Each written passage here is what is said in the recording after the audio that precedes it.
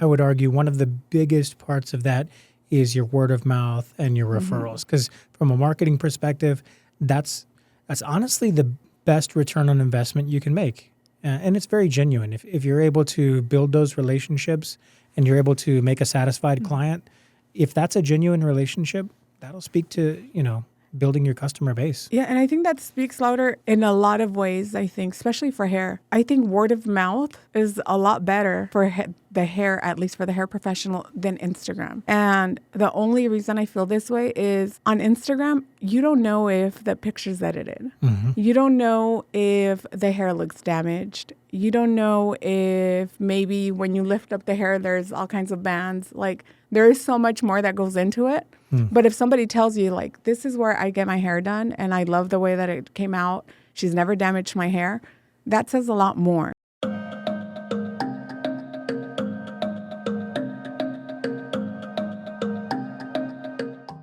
Hi, everyone. Welcome to Beauty Bound with your host, Crystal Rubio. You can find me at Beauty Pro Bookkeeping on Instagram and Artsy Crystal on Instagram as well. I don't even know why I said that. But yeah, that's where you can find me.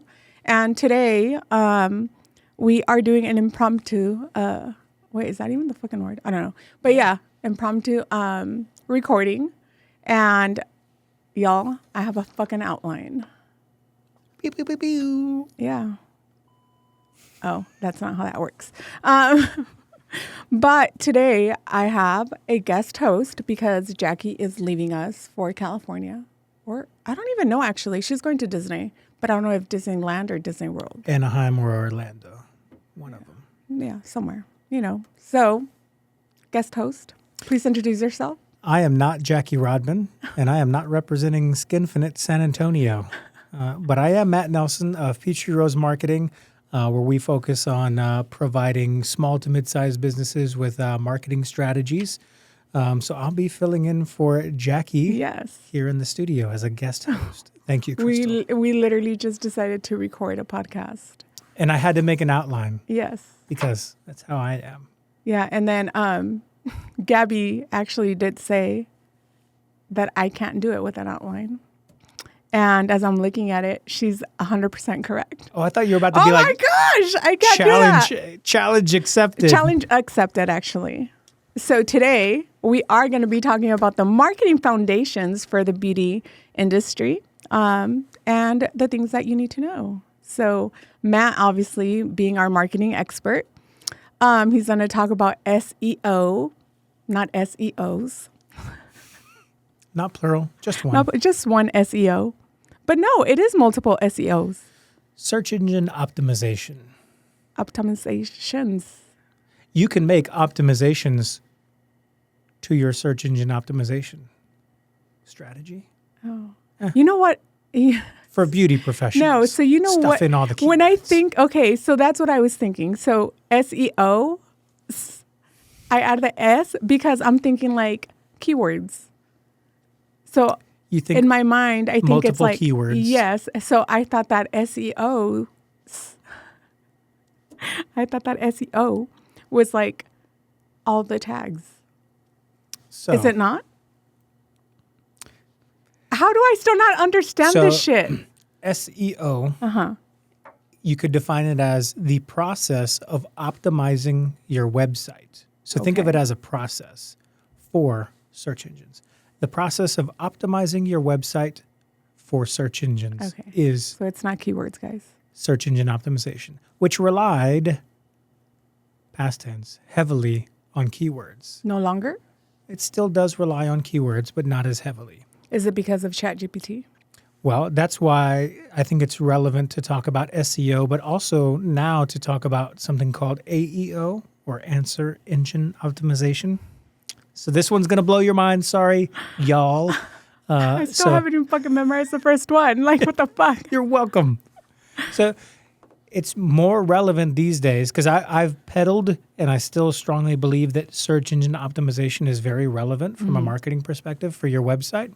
That said, large search engines like Google are going to have less and less market share over time because of now what we call answer engines or AI-powered answer engines, right? Such as ChatGPT. Okay. So if But you even think Google about has this shit already too, right? Because when you type in, like in exactly, the search, yep. it creates So a, yep, Gemini, yeah. right? So most large corporations that are in the tech sector will come up with some sort of AI powered way of getting relevant information Okay. to the consumer. So like ChatGPT is kind of the go-to, right? Industry standard for most consumers is like, oh, I'll just ChatGPT it. And that's kind of replacing what used to be as a verb, I'll just Google it. So Yeah. And then, because I mean, ChatGPT is getting kind of crazy too, though. sure is. You should play it. So I asked it to, or actually, I didn't ask it to do anything. I just put the transcription for, was it the last? Yeah, the last podcast, and it talked back, and that's weird. But I'll show you what it responded. Hold on, where is it at? Super personable. Yeah, I was like, what the fuck? It's kind of creepy. That was a wild ride from deep life reflections to hairy situations. Happy birthday again, Cristal. Crystal. Sounds like 42 is treating you right. And Jackie, you crack me up with your commentary. This podcast is basically therapy, but with more laughs. Also, indoor rooster? That would be the ultimate chaos in your house, Cristal. I can already picture the rooster trying to boss around Pecos. Pecos. Keep me posted on those eggs in the incubator. And Jackie, now I can't unhear a nickel for a pickle. Looking forward to next week's episode. Who knows where the conversation will go next? That's like, that's so weird. Yeah, like it was listening in on everything. Yeah. Like, what the hell? And that was from you just posting that. So I don't know where I was going with that, but Well, oh, yeah. I'll give you that one. It was connected. The Yeah. dots were connected. Oh, see? There you go. So SEO, still very relevant. Overall, you also want to, depending on your content, focus on optimizing it for answer engines. And what that means is using less flowery language and copywriting. And really, if you think of this outline, which was created by ChatGPT moments ago, just know that it's very bulleted. It's very headline friendly. But there's nothing wrong with that, even in your website. If you're actually writing in that way and you're not writing in huge keyword stuffed paragraphs, that's also a good thing. Okay. So there's a way that you can marry your search engine optimization with your answer engine optimization, because those answer engines also use bots. They also rely on content that's already in search engines and that's being ranked in search engines as it kind of pieces together that info. And also because before, even if you asked ChatGPT didn't have like the most up-to-date information. But I feel like that's not the case anymore. Because even this was like at the beginning of in the middle of last year. It was, you would ask us something and it was like data that was old. I won't nerd out too much on AI overall or ChatGPT on this episode, but I will say over the past 12 months, it's just had such an explosive growth. And the algorithms, everything that makes ChatGPT AI, it focuses so much more on more relevant information as opposed to just dated information. That's kind of scary. I think of iRobot. Well, now you can even use ChatGPT and you can enable extensions that basically use search engines along with the AI capability with the chatbot itself, because ChatGPT, as an example, is AI, but it's a chat-enabled AI, so it's supposed to be chat-based. It's supposed to be a back and forth kind of. People misuse it sometimes when they're thinking of input-output, and they're thinking, I just want to put some information, and I want to get this, and I want to copy and paste it. That's where it's misused most of the time, because you should have a lot more prompting and back and forth to get to an elevated version of what you want public facing. Yeah, because I think before when I would just put, give me a description of this. And it was just like very bland, or let's dive into.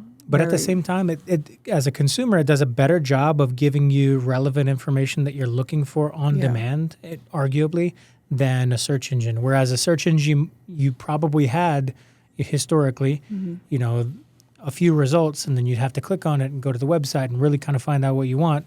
And now even that's changing for search engines that are using AI to where it's trying to give you the most relevant information that you want to search for right then and there. Which is really cool. I've been using that on Google a lot.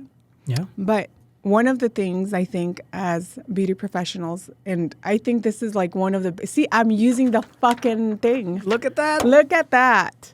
I think that we miss a lot, or we don't do well enough. It is the branding and websites. Some don't even have a website. And I know we've talked on, or touched on this before a little bit. But so branding for beauty professionals, like how do we do this? What is it that we should think about when we're doing this? Yeah. So luckily, you know, I've worked with you and Jackie long enough, and I've seen various, you know, niche industries within the beauty industry to know that you'll have a few listeners on the Beauty Bound podcast who are new to the beauty industry and are still trying to figure out what they're most passionate about, or what, you know, they want to leverage to create the most income for themselves, you know, in terms of a niche. But you'll have others who have an idea already of what they want to niche down into. And y'all have done, you know, podcasts on specialization or niching down within your industry. But that I do want to mention is one of the key powers in your branding. If you're able to focus on, you know, industry-wide, if you're a nail tech and you want to be into nails, or you're into hair but you really want to focus on balayage, whatever the case is, as an industry professional. Look at him knowing all these words. Look at that. You know, if that's the case, you really want to focus on that early on if you can, and if not, maybe consider a rebranding of your stuff. You, as a prime example, you're a bookkeeper but former hairstylist, Yes. right? But you're very niche into the beauty industry. Yes. So Beauty Pro is a part of your brand and your brand kit. That no one can take. There I'm you just go. kidding. People can try. But I mean, at the end of the day, you know, that's a part of what makes your business you, and it makes it unique. And that's something to take into account when you're thinking about your overall branding. Yeah. And I think one of the, like, when you said, like, nobody could, well, I said nobody could take that. But a lot of the times I think with the branding, that's one of, I know for me, when I was doing my branding, even from the beginning, I was trying to make it look too professional. And then the colors were still like the pinks and the muted colors, but it was still with like that, I don't know, that pink that I figured nobody could take, you know? And then in the middle of it, I did change my branding. I had to remember that I'm not trying to be this, like, I'm professional when it comes to doing my work, but I wasn't trying to be boring. And people could be boring, you know, and that's okay. But I had to change it to make it fun. So hoping that nobody could copy that. You know? And even boring, you know, to an extent, can be a part of your brand. Like Yeah. some people are looking for that. Yeah, but and I'm you, not. well, you've done a lot of good Yeah. content about, you know, people you vibe with, to Yeah. put it in, you know, layman's terms, is like, you know, people you connect with most that you are going to benefit from, and you're going to benefit them in terms of a client-provider relationship. And there's nothing wrong with that. If you're Boring. a, I'm just kidding, not boring. if you're a boring person, you know, that's might be a part of your brand. And be genuine and be authentic Yes. with your branding, and you should attract, you know, like-minded or similar people who you can vibe Yes. with, for sure. So yeah, so don't try to have like the bright colors and you know, the weird hair colors or any of that, if that's really not Yeah. what fits your personality. I think that fits my personality. Yeah. So it's key to define your unique value proposition, or, you know, if you think about it, if you're, again, we'll go with a hairstylist analogy, or someone in the hair facet of the beauty industry. If you think about it, you've probably got a lot of local competitors. What's something that's unique about what you do versus other people? And it could be an approach. It could be how you make people feel, whatever the Talk case shit. is. It could be the shit talking that happens Yeah. behind the booth, whatever the case is. You know, think about that as a unique value proposition, and think about that when you're thinking about your overall branding, because the branding is how somebody feels about your brand. Yes. That at the end of the day. Yeah, like today, I went to take pictures for Sola for like their social media, and there was new people that are there, and just walking into the rooms, their vibe is so cool, and it's like, and it's just genuine to what they're wanting to attract, and even then you see that it fits their personality, and I've never met them before, but when I walked in, I was like, oh, this is like so and it's not boring, it's just fits them. And like her clientele, it was, an older couple that was in there, but it was very cozy and it was very pretty. And then I walked into a different one and it was like it's still muted colors, but it was still like a different vibe. Even the smell when you walked in, it was cool to see all that, because I think even as a hairstylist, you think that everything has to be like in your face and out there. No, it's who are you trying to attract as a client? And even what does it look like on your logo? What does it look like? Because that's, if it's not consistent across all social media, your business cards or your website, then nobody's going to remember what your like salon name or who you are, because it's all different. And it relates to how you make that person feel about your brand. And even, you brought up Sola salons as an example. What Scott offers, he offers some flexibility in those spaces to where people can, do that for their individual brands. And that's a part of his brand that he's created in those spaces. Exactly. And that's huge. I think people don't realize that. You could go, and again, I'm probably biased to this because I rented there, but I went to other places to kind of look, and it just didn't match how I felt. And that specific location was, I have my furniture. You walk in there, and I have all that. But other places, it was like, man, I have to buy all these other things, and what if it doesn't match what I like? What if I get imposter syndrome, and then I'm copying someone else, And I've never wanted to do that, so I don't know. But yeah, that's making everything consistent. See, I'm going down my freaking line. Boom. There you go, Gabby. Just kidding. Oh my gosh. But you can move on with the next one, because then I feel like I'm reading. No, you're good. So let's talk about, maybe for those who are starting out in the beauty industry, and how and why it's so important to kind of build that client-provider relationship. I would argue one of the biggest parts of that is your word of mouth and your referrals. Because from a marketing perspective, that's honestly the best return on investment you can make. And it's very genuine. If you're able to build those relationships and you're able to make a satisfied client, if that's a genuine relationship, that'll speak to, building your customer base. Yeah, and I think that speaks louder in a lot of ways, I think, especially for hair. I think word of mouth is a lot better for the hair, at least for the hair professional, than Instagram. And the only reason I feel this way is on Instagram, you don't know if the picture's edited.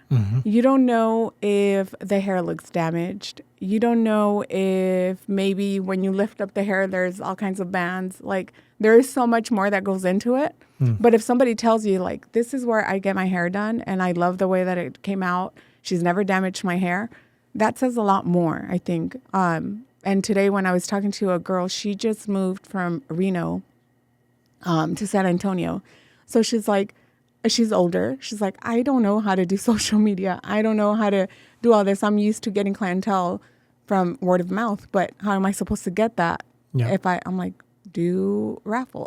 Well, my advice was do a giveaway.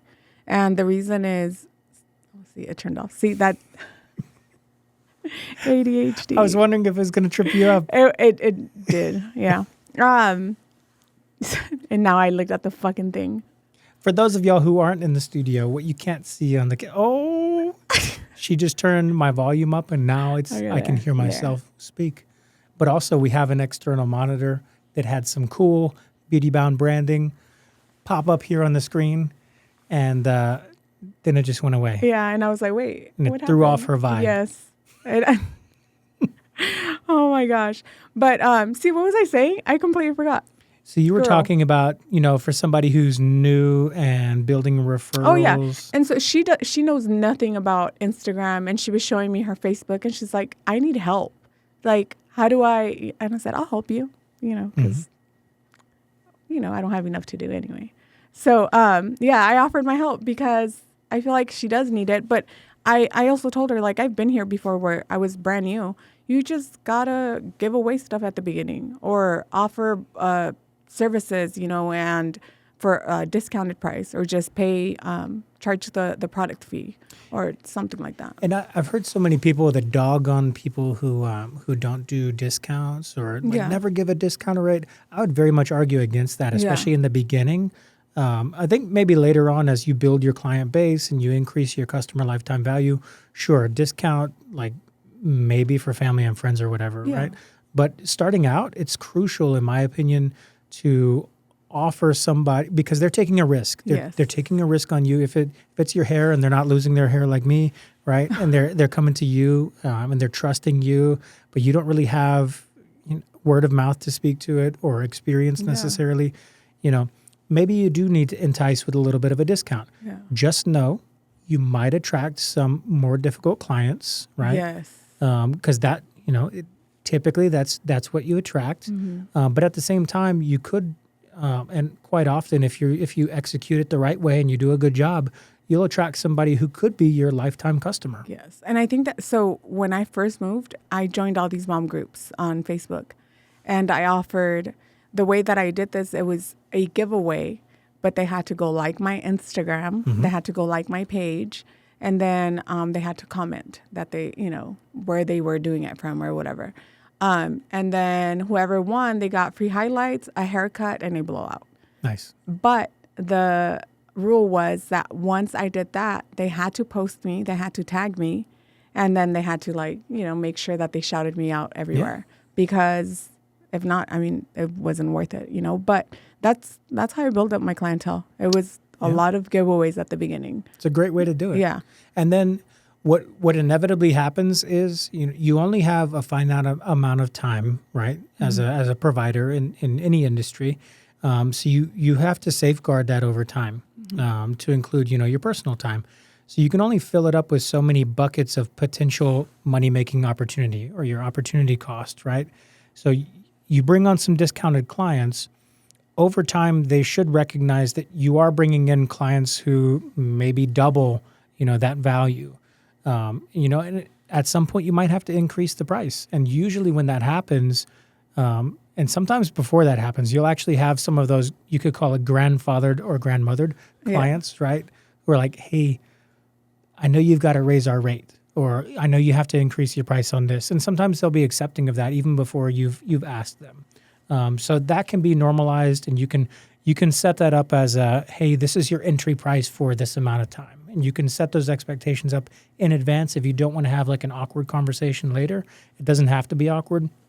But most of the time, people do recognize that that's not a forever price as well. And your prices have to increase just like other market prices increase. Yes. And especially now with the price of, even looking back, like the price of a toner, which is a 2-ounce toner, back when I first started here, it was like $4.75 for 2 ounces. Now that costs like $9.75. And that was like 2019. Yeah. So wow. Yeah. So one of those it's not enough for a full set of hair. One of those is maybe to tone some highlights. But when you think about it, like, you're having to add all these things, and people sometimes don't see that. So the price increases have to happen. See, and we're talking about completely different things now.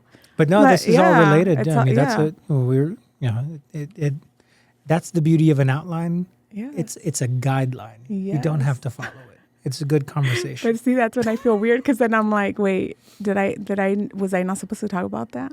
This is why I don't do that. But no, but I do I do like that we have this. This is for when you run out and you're like, oh, that was great. Yeah. What should we talk about next? Oh yeah, yes. that. We didn't touch that. Email marketing, how do you even do that in the hair industry? or not the hair industry, the beauty industry. Let me take that back. Some of the clients that I've known to execute it well does go with like a promotion. Okay. So I'll throw her out there. So, right, Hairway to Heaven 26. So Jenny Wayne is the owner of that establishment, hair salon in Helotes, Texas, a color studio. So what she's doing in email marketing is married with her website strategy as well to be able to understand how her promotions via email are resonating.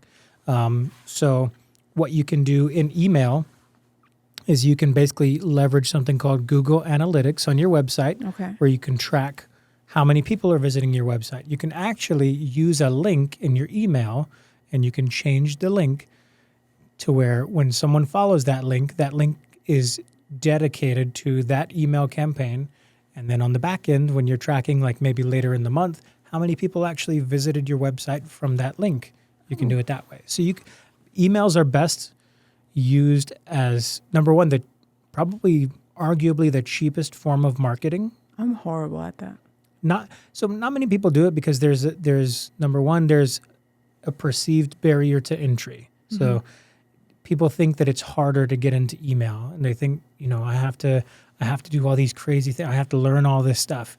There's plenty of very economic, whether or not it's on something like Vagaro or some of these platforms where they have that built in, or Kajabi or any of those, or if it's something where you're going out on your own on something like MailChimp. It's not super expensive, and they have different tiers and stuff like that, and you can kind of learn as you go. Or even if you're just starting out and you're building a client base and you're just sending something out via Gmail if you have to, that's a great way of getting some experience in, getting your reps in, and understanding from a copywriting perspective or how you write to get someone to do something, to take action. Okay. That's basically what copywriting is from a marketing perspective. That's how you get your reps in, is just starting small. Oh, see, because obviously email marketing is linked up to my Kajabi. And I have the stuff to send emails, and I have like the outlines and stuff. I used to do it all the time, and then I kind of lost track of it. But I know the one thing that I've been wanting to do this year, which I still haven't done, is kind of send an email every time there is a new episode of the podcast. Yeah. Because I know there's this bookkeeper that I follow. Her name's Katie Farrell.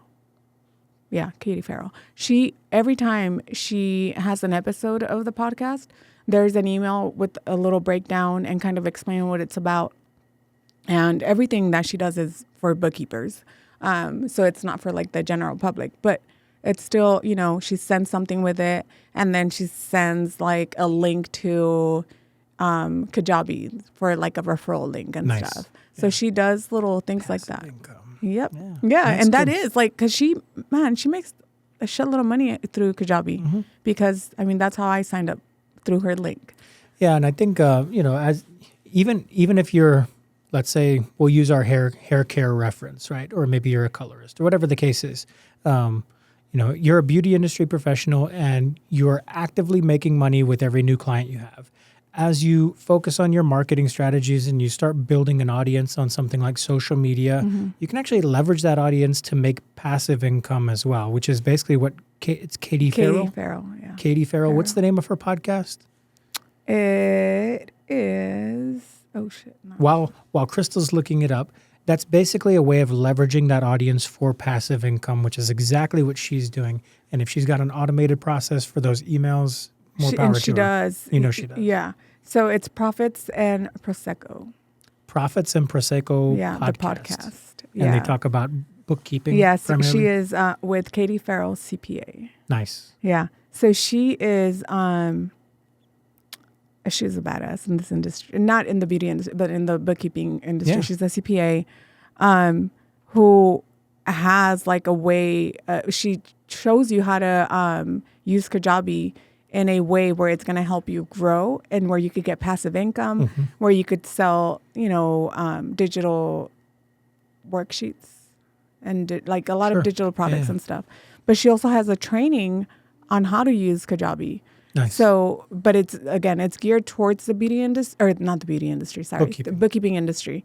But it's really cool the way that she talks about passive income and just like the different tips that she gives you when you're starting to be a bookkeeper, which I found her podcast, afterwards. But when I've set up my Kajabi, it was with her help.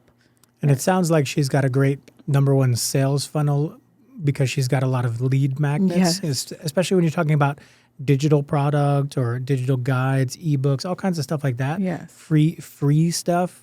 Usually that means that you are the product. There's nothing wrong with that because usually there's a value exchange for that. Yes. But that's also a great way as a lead magnet of building your email list, which if you talk about audience building on social media, just know that comes with a risk because that can leave you at any time. Yes. What doesn't leave is, your access to those emails if you're at least able to build that list or convert them over to knowing where your website is through your branding. And, circling back to email marketing, when best used, it should be used for a few different things, like on a regular basis. Okay. Big part is brand awareness. So when they see that your email's coming in, you want to know that they're going to click on it. And the way to get there is by providing a lot more value up front instead of just peppering it with promotions and sales. Okay. If it's all just, hey, 50% off this month, or hey, I'm trying to push this product on you, you're going to push that email client database further and further away from the click. But if they know that, generally speaking, they're getting 3 emails that talk to them about, hair care tips between appointments or whatever the case is, that's good value up front. Or how to style your hair. Exactly. Yeah. If you're able to kind of marry it between, free value up front with, for every 3 of those, you do 1 where you're really trying to push that promotion or ask for the sale or, bring in people. That's when you do really well. But it's all brand awareness. See, I'm screwing this shit up. I need to get better. Most people are. It's I sit and I also sit at night normally, and this is when I do like my thinking. But lately, my sitting down at night doing my thinking is school. Yeah. So I don't have time to I haven't made time actually, but I need to make time for this. I know we did talk a little bit already about the SEO. I want to say SEOs. All of them. Yeah, all of them. And, the Google My Business so that one alone, I know that a lot of people are not aware that the Google Business Profile is something that you should not be getting charged for. And I say this because there is one person in particular that I just found out. I was asked this question last week, actually, about how to get your business listed on Google. And they were asking me if you get charged for that. And I was like, no, because you could do that yourself. And somebody was offering a service to this hairstylist saying that they had to pay a certain amount of money to get listed on Google and all this BS. But man, I was like, tell this person not to pay anything because they could do this themselves. Like there is no reason why they should be paying any money to get listed on Google. And to me, it didn't even cross my mind that people thought it was something that you had to pay for.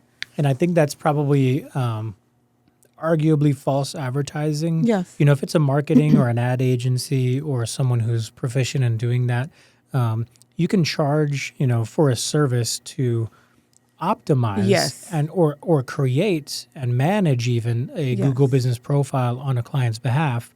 And doing it for them. Which I understand that part. Absolutely something that somebody can do on their own. And I do encourage, for any of these marketing things, before you go out and hire an ad agency or a marketing firm, especially as you're starting out, you should try and do all of this stuff on your own. Because number one, you'll know what you like and don't like to do. Yes. Because you might have a passion for email marketing, or you might have a passion for filming first-person content or content with your client for social media. And that when that's genuine and you love it, number one, you're going to do better than any marketing company can do for you if you're doing that on a regular basis. At some point, you'll have to scale, and that's a good problem to have. But at the same time, any of these marketing strategies, if you know how difficult it is and how costly of your time that is, you'll know how to price that on your own as a problem that's fixed Yes. for you. And you'll know the if you're value. getting you'll know the value. You'll know if you're Yes. getting overcharged or undercharged. Yes, because I feel, and that's one thing that I do feel, that people sometimes don't value work because they've never done it. Yeah. They've never actually sat there and tried to, optimize their listing or to even create a listing. Yeah. And they might think that it's something easier, that there is no point of it, I tried editing this shit at the beginning, and right away, second episode, by the first episode, I knew I couldn't do it. And if I wouldn't have had anybody to turn to, we wouldn't have a podcast right now. Most people phase out on podcasts for a number of reasons, but that's one of them. Yes. Yeah. 12 fucking hours to edit one episode. That was like insane. And I edited it on iMovie. Yeah. Even worse. Yeah. You've definitely elevated the production value. Oh yeah. I remember even when I told Jackie and she was like, well, I don't know. I was like, what the fuck do you mean you don't know? No, we can't. Like, I'll fucking pay for it. There was no way. So this is something that I know how hard it is. I see the fucking value in it. Like, I'm never going to question it because I know the value, Although at the beginning I was like, oh shit, like it is going to, but I can do it. And I really do believe that if you wouldn't have started editing our stuff, we wouldn't be here right now. Man. Because there's no way that I could have done it. And I don't like it. And there's no way that I would have attempted to learn it well enough to cut down the time. Mm-hmm. That's just something that I'm not interested in. You do have to get your reps in to execute it faster and better for sure. On anything. Screw that. Like, yeah. There's no way. Mm-hmm. Yeah. I'm not even going to attempt ever. Like, for me, the most you'll get from me for editing is reels. And that's it. Or... And you like doing them. Yeah. Right? Those are fun. Mm-hmm. Yeah. But other than that, and I'll post on, obviously I'll upload them to YouTube. Although there's times that I'm trying to create the thumbnails and I'm just like, I don't know. We're going to have to get you a sponsor. That way we'll add that into a cost. Yes. And then that way you can just take that off your plate. Yes. So if you want to follow. I know. Yes. I'm like, so if you want to sponsor Beauty Bound, just let us know, because there's some things that I would prefer somebody else do. There's that. There's that. There's that. Yes. There is that. How do we handle negative reviews? That's a good question. So it's funny because... Do we just delete them and act like they never happened? Never do that. So, there was a gentleman who was on a podcast who owns the term fanatical hospitality. His name's Drew. He owns Max and Louie's New York Style Diner. And he was on a podcast for another client.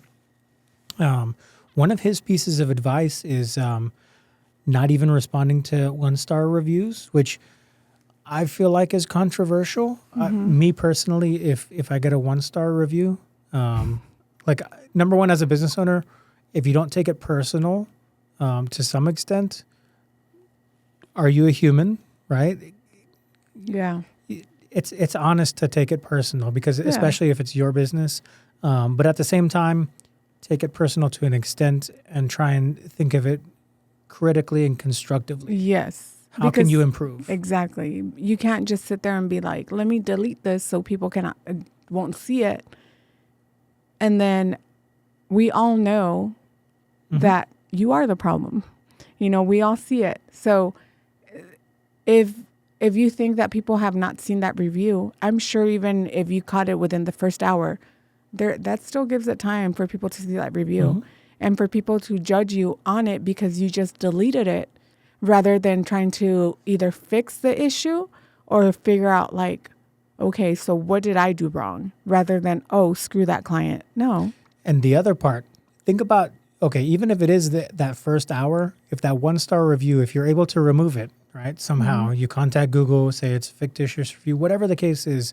If that genuinely was any kind of a negative experience at all for that client and not an actual fake review, maybe nobody else saw it, but that individual who realizes that you got rid of their review is going to go ape crap, right? They're going to go, you can bleep that, ape crap. Ape crap. They're going to go ape shit on everybody and say, oh my gosh, this business not only did me wrong, then they tried to cover it up. Yes. And think about that. And because then you look stupid. You look like you were trying to hide something. Yeah. And for me, I remember like I think it was on Facebook, I had gotten a 1-star review. And at first I was like, what the hell? Like, I always tell people, if you don't like your hair, let me know. So I remember I researched and I freaking looked up the client on my system. They never even came to my salon, ever. This was back in California. Yeah. And I was like, what the hell? So I had to, I did write and I said, I've never seen this client in my life. They weren't even in California.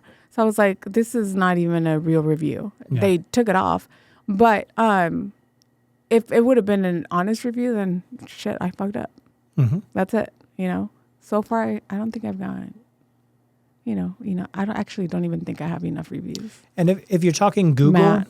well, You hint taken, shots fired. I've been thinking about the exact keeps way on- he to keeps write on a beautiful saying- search engine optimized review for Beauty Pro bookkeeping for her Google business profile, He's which been will happen. saying, I think for the last 4 months. Got to get through tax season. He's like, depending on how tax season goes, then we'll see about the review. She's not my CPA, so a lot of pressure there. But yes, yeah, Oh my gosh. yet. Yet. I still have. Yeah. I'll You'll- be done you'll by be this year. Good. That's Perfect my goal. timing. That is my goal. I'll be done by the end of the year. Cool. Maybe. But on 1-star reviews, if you genuinely get a fictitious bad review on Google, just go through Google, and you can make a claim, and generally they'll take care of it, and you'll be good to go. I had one for Peachtree Rose Translations a few years back out in Brownsville, because we have a virtual address down there, and we get some clients that way. I had one that came through, and it was arguably an India-based name, and we don't get a lot of clients out of Brownsville, Texas, who need like Hindi or Gujarati like translations. Yeah. So I was like, never seen that client, got a 1-star review with no context or anything. And then you can literally click on that person's... Has this been like longer than 2 years or like This is a within while the last back. 2 years? I think this is like 2 years ago, maybe, around that time frame. But I clicked on that person, right? Because you can look at their Google profile or whatever, and they had just left a review somewhere in India like the day of. So it's like, okay. So they traveled to Brownsville, Texas to a random translation agency. Yeah. So I fought it, and they removed that review because it was a fictitious review. And I think the fucked up part is that sometimes those reviews could be your competitors. And that happens. Yeah. Or it could be your so-called friendly competitors. Yeah, and be above it, Yeah. and don't be that competitive to Don't. go try and do that, because No. you're wasting your time. Yeah. At the end of the day. It's like, and think about it like, okay, you don't like a person. What are you going to do? Leave them a 1-star review? Just It's just gonna build come a and better bite- business. Yeah. It's Build going to a come and better bite in. business. Yeah. So just. Treat your clients better, do a better Yeah. service. If you don't have a better service, learn how to get a better service. Exactly. Yeah. Yeah. So then, see, importance of local keywords. Boom. Boom. I'm trying to do good at this, but I'm the We worst. don't have to hit all of I these. know. One of the things we brought up in here, talking about search engine optimization and keywords, is don't get caught up on volume. If you're getting down into the weeds and you're looking at, what keywords are, the best volume in my industry. Hair salon near me. Oh, it gets 8,000 searches in Google nationally per month. That's great, but What about here? don't focus on that. Focus on a localized approach. So hair salon in San Antonio, or balayage in San Antonio, to give our balayage example, right? So focus on localized stuff, and try and do a give and take in terms of understanding. And you don't have to pay for an expensive software to go do a little bit of keyword research. If you're trying to do it on your own, you can go to, I think it's Trends, TRENDS. Wow, I was able to do that. .google.com, trends.google.com, and you can plug in a keyword idea, And you can even specify the city, and you can see relatively how popular that keyword is. Oh, cool. So, and do you go for the like most popular, or do you try to not go for the most popular? I in try this and case? so there's something that we call volume, which is how often a keyword is searched. There's something called keyword density, which is not necessarily how much it's searched, but how much supply there is in terms of content Okay. that speaks about that keyword. So if you think about how many competitors or how many other websites mention balayage in San Antonio, right, versus how often that's actually searched, those are two different things. So it's Okay. supply and demand. So those are two things you want to try and find out which ones are in short supply and in high demand, if that makes sense. So Okay. if more people are searching for a product or a service, but less people are talking about it, you might have a monopoly in terms of content if you're able to capture that and focus your content around that. Oh, that's cool. See, there's so many good tips, guys. And I hit pretty much all of them. Boom. Dang. Anything else you see on here that's... I think everything is important. I think we hit most of them. It's worth Yeah. noting this is episode 1 of 2 for a Yes. beauty industry marketing spinoff Yes. related to To this podcast. yes, to Yes. Beauty Bound. He The forgot Beauty the name. Bound. He forgot the name of the podcast, guys. Well, I didn't know how you were gonna because I was like Beauty Pro bookkeeping was in my mind number one. And I said, it's not. That's You- your business, but not the podcast. Yes. So, Yeah, you are correct. But yeah, so again, can you please tell us where we could find you? so again, what I'm you do? Matt Nelson with Peachtree Rose Marketing. Not Jackie. I do marketing, and I'm not Jackie today. But Not tomorrow, Jackie today. we'll see. Yeah, maybe. Oh my gosh, thank you guys so much for listening, and tune in next week where you will hear Matt Nelson talk about Marketing. marketing. Thanks again. Is it? Yeah. Oh, yes. So next episode, we're going to talk about some advanced marketing growth and scaling your beauty business. Yes, bitch. Sorry. in. All right, guys. Bye.